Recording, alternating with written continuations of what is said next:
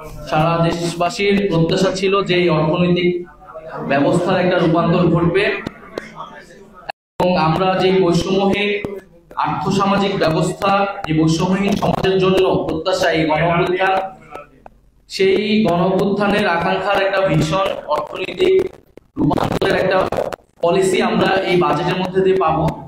সরকার এই বর্তমান সময়ে যে অর্থনৈতিক সমস্যাগুলো, সেই সমস্যাগুলো তারা অ্যাড্রেস করতে পেরেছে, কিন্তু তার প্রপার সলিউশন বা স্ট্র্যাটেজি বা যেই ভিশনটার কথা আমরা বলতেছি বৈষম্যহীন সমাজে, সেইটা এই বাজেটের মধ্যে দিয়ে আসেনি। এটা 1 বছরের জন্য বাজেট হলেও সেটার বাস্তব ভিত্তিক হলেও কিন্তু সেটার নতুন বন্দোবস্তের যে আকাঙ্ক্ষা, অর্থনৈতিক রূপান্তরের যে আকাঙ্ক্ষা, সেই আকাঙ্ক্ষার পূর্ণ প্রতিফলন ঘটেনি বলে আমরা মনে করছি।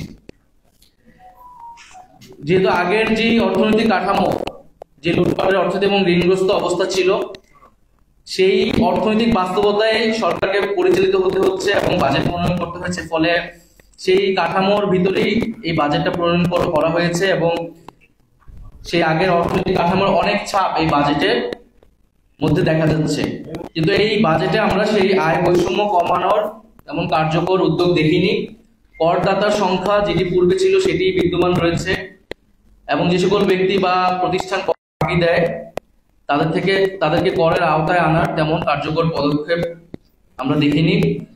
এর ফলে নিম্নবিত্ত এবং মধ্যবিত্তের উপর যে চাপ ছিল, করের চাপ, সেটি কিন্তু অব্যাহত থাকবে। কিছু পণ্যের, নিত্য প্রয়োজনীয় পণ্যের কর কমানো হলেও আমাদের কিন্তু তাদের উপর যে চাপ, সেই চাপ কিন্তু গুণগতভাবে আসলে কমবে না।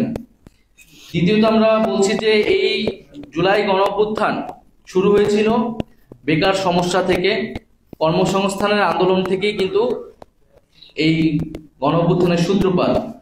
ফলে তরুণদের ব্যাপকভাবে প্রত্যাশা ছিল যে আমাদের যে বেকার সমস্যার সমাধান এবং কর্মসংস্থান বৃদ্ধির জন্য উদ্যোগ থাকবে, কিন্তু আমরা সেটি দেখতে পারিনি। গত 1 বছরে 26 লক্ষ বেকার বৃদ্ধি হয়েছে, কিন্তু কর্মসংস্থান বৃদ্ধির জন্য যে বিনিয়োগ বাড়ানোর প্রয়োজন ছিল সেটি সেই ধরনের নীতি গ্রহণ করা হয়নি, বরং ব্যাংকের উপর যে নির্ভরশীলতা সেটি অব্যাহত রয়েছে। আগের আমলের মতোই সেই ধারাবাহিকতা রয়েছে।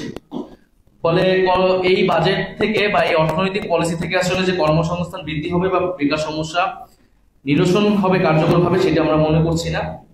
শিক্ষা, স্বাস্থ্য এবং বিজ্ঞান প্রযুক্তি খাতে তেমন নতুনত্ব নেই, বরং শিক্ষায় ন্যূনতম 2%, জিডিপি 2% বরাদ্দ থাকাটা আমরা উচিত মনে করি। এই সময় সেটা 1.7% হয়েছে। একইভাবে স্বাস্থ্য বা অন্যান্য খাতেও সেই বরাদ্দ বৃদ্ধি হয়নি।